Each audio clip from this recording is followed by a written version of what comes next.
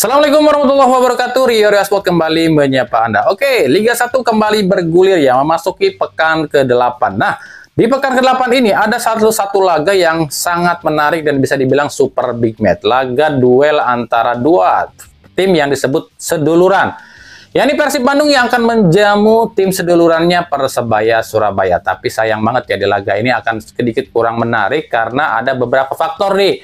Nah, faktor-faktor apa saja sih yang menyebabkan dua laga ini agak sedikit kurang menarik nih? Dan juga bagaimana persiapan kedua tim ini dan ada pemain siapa saja yang akan absen di laga ini. Semuanya kita akan coba benah sedikit demi sedikit sebelum laga ini bergulir ya. Tapi seperti biasa sebelum kita bedah semuanya, saya tetap mohon dukungannya untuk channel ini agar terus berkembang dan bisa memberikan berita-berita informatif yang tentunya semoga saja bermanfaat untuk kita semua. Caranya masih sama, cukup dengan klik subscribe bagi yang belum subscribe ya. Aktifin juga notifikasi loncengnya, like, share, dan juga komen. Dan inilah jelang laga pekan ke-8 BRI Liga 1 2024-2025 antara tuan rumah Persib Bandung kontra Persebaya Surabaya.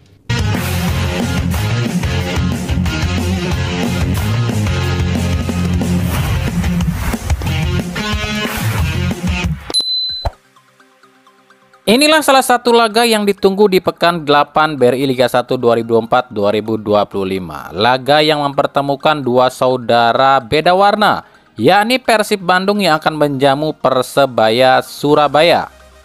Sebelum kita bahas persiapan dua tim ini, seperti biasa kita akan intip dulu serba-serbi dan kisi-kisi kedua tim ini.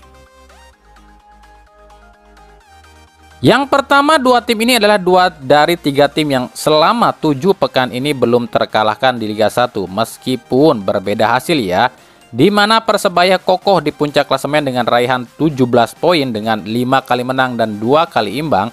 Sementara Persib justru di posisi 4 dengan 13 poin dari 3 kali menang dan 4 kali imbang.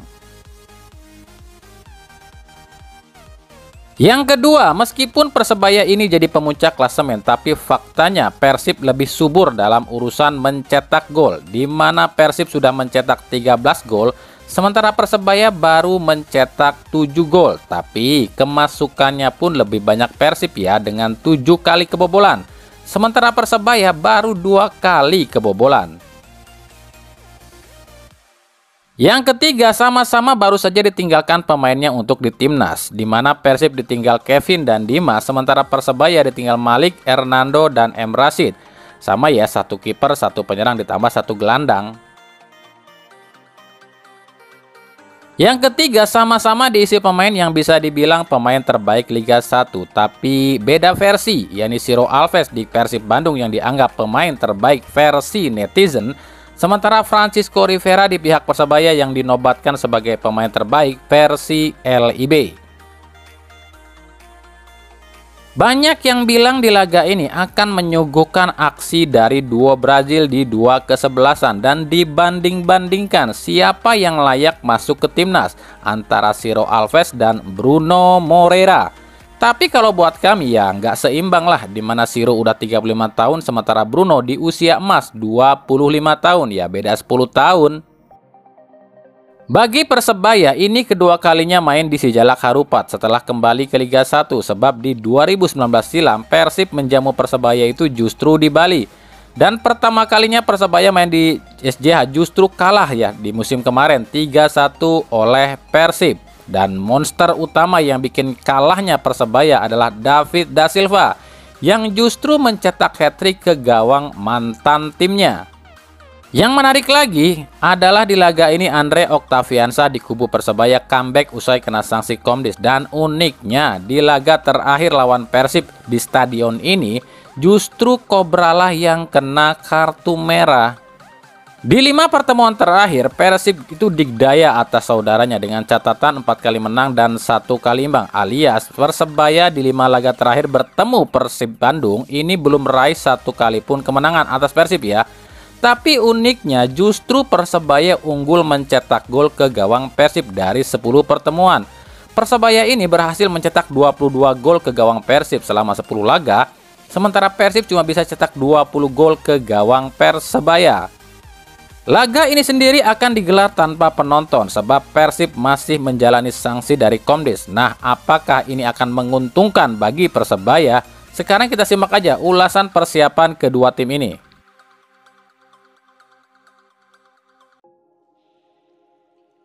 Di kubu Persib Bandung, hawa panas di kubu Persib akibat gesekan dengan supporter ditambah 2 laga tanpa kemenangan sedikit tertutupi dengan adanya pertandingan Timnas Indonesia. Tapi ketika liga dijalankan lagi, tentunya sorotan tajam kembali tertuju pada Persib, khususnya Boyan Hodak dan pasukannya. Tumpulnya lini serang Persib akibat absennya bomber utama mereka, yakni David da Silva pun menjadi sorotan. Persib begitu loyo tanpa DDS. Hodak coba menutupi ini dengan mendatangkan satu pemain muda Zulkifli Lukmansyah, tapi tentunya ini nggak bisa langsung dipakai. Dan ekspektasi pun nggak bisa terlalu banyak, sebab jangankan Zulkifli, Wong Ferdiansyah yang di posisi yang sama aja nggak pernah dimainin tuh.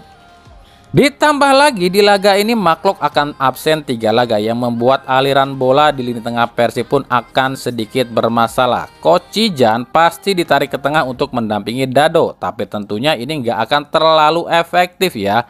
Sebab tipikal Coach dan Klok ini berbeda 180 derajat. Di mana Maklok ini memang murni gelandang, sementara Coach Cijan ini murni back tengah. Untungnya di laga ini Gustavo Franca sudah pulih, tersisa Rezaldi dan DDS yang masih diragukan. Untuk pemain yang dipanggil ke timnas seperti Dimas dan Kevin ini sudah dipastikan kembali ya, tapi apakah akan ditampilkan itu belum tahu. Hodak sendiri mengaku nggak melihat tim Persebaya ini sebagai tim pemuncak klasemen, karena menurut Hodak siapapun lawannya Persib ya sama saja. Sama-sama sulit dikalahkan ya, meskipun rekor Persib versus Persebaya ini lebih memihak Persib. Menghadapi Persebaya, Boyan Hodak harus tahu jika Persebaya musim ini adalah salah satu tim dengan pertahanan terbaik. Terbukti Persebaya baru kebobolan 2 gol. Sedangkan Persib meskipun tercatat dengan tim tersubur Liga 1 sementara, tapi hilangnya DDS pun setidaknya sedikit mempengaruhi daya gedor Persib. Boyan Hodak harus mencari cara bagaimana membongkar pertahanan Persebaya. Hodak nggak bisa dong mengandalkan penyerangan dari sisi sayap, sebab di sisi sayap pertahanan Persebaya itu ditempati pemain-pemain yang beringas seperti Arif Catur dan ex-Persib Ardi Idrus. Ini tentunya akan membuat kesulitan tersendiri bagi Ciro Alves. Ya, cuma Ciro Alves loh ya, sebab sisi sayap satu lagi kami pikir bisa dibilang mati ya. Sepeninggal Febri Haryadi yang cedera dan Freds Butuan yang keluar. Lini tengah pun harus diwaspadai oleh Boyan Hodak, sebab lawannya itu ada pemain ex-Persib Basim Rasid yang ditopang oleh Andre Octaviansa yang cukup solid, ditambah seorang Francisco Rivera yang sangat mobile. PR besar bagi Boyan Hodak buat cari cara mengatasi lini tengah Persebaya.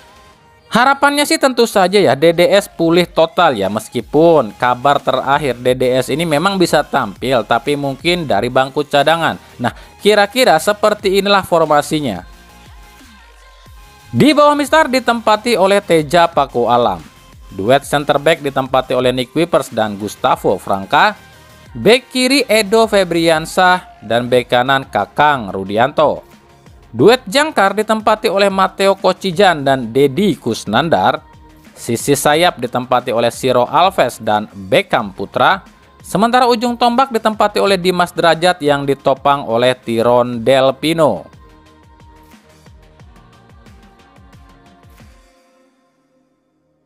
Sementara di kubu Persebaya, pelatih Paul Munster cukup pede mengatasi Persib Bandung dengan berbagai alasan. Yang pertama, tanpa adanya supporter menurut PM ini akan jadi kesulitan tersendiri bagi Persib. Yang kedua, hilangnya Maklok di lini tengah membuat lini tengah Persib akan sedikit goyah. Yang ketiga, absennya DDS pun akan membuat pertahanan Persebaya ini akan sedikit lebih tenang.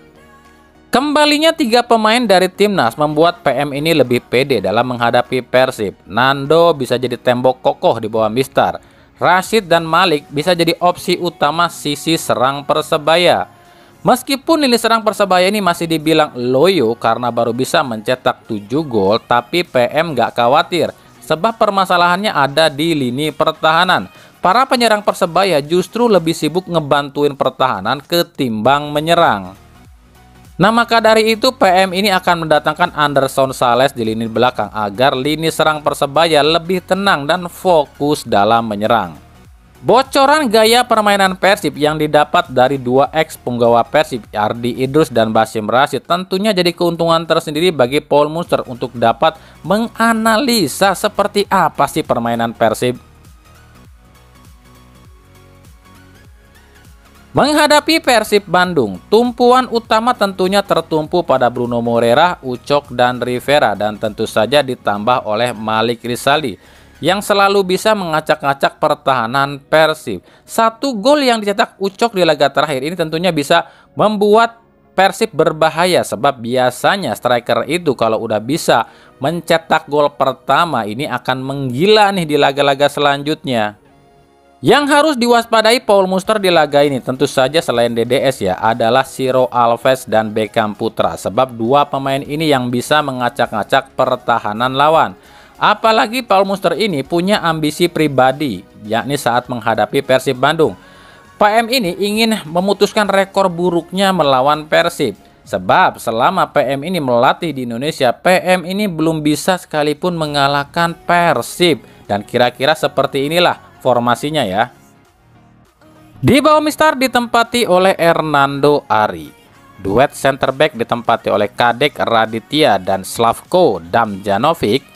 Bek kiri Ardi Idrus dan bek kanan Arif Catur. Duet jangkar ditempati oleh Gilson Costa dan juga Basim Rashid. Sisi sayap ditempati oleh Bruno Moreira dan Malik Rizaldi. Sementara ujung tombak ditempati oleh Flavio Silva yang ditopang oleh Francisco Rivera.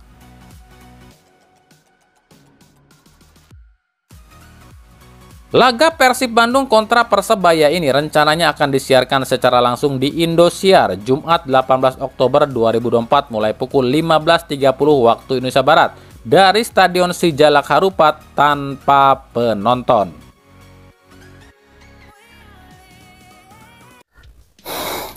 Oke, itulah tadi ya sedikit kisi-kisi pertandingan di pekan ke-8 BRI Liga 1 2024-2025 antara tuan rumah Persib Bandung yang akan menjamu Persebaya Surabaya. Nah, bagaimana nih jalannya pertandingan kali ini dan siapa yang akan keluar jadi pemenang di laga ini? Apakah salah satunya akan menjaga rekor nggak terkalahkannya di Liga 1 selama 7 pekan ini atau justru dua-duanya masih menjaga rekor? Berarti harus seri ya. Nah, makanya semua itu akan kita ulas semuanya nanti di fakta pertandingan usai laga ini. Makanya ikuti terus berita seputar sepak bola, khususnya Liga Indonesia dan pernak-perniknya hanya di Rio Ria Sport.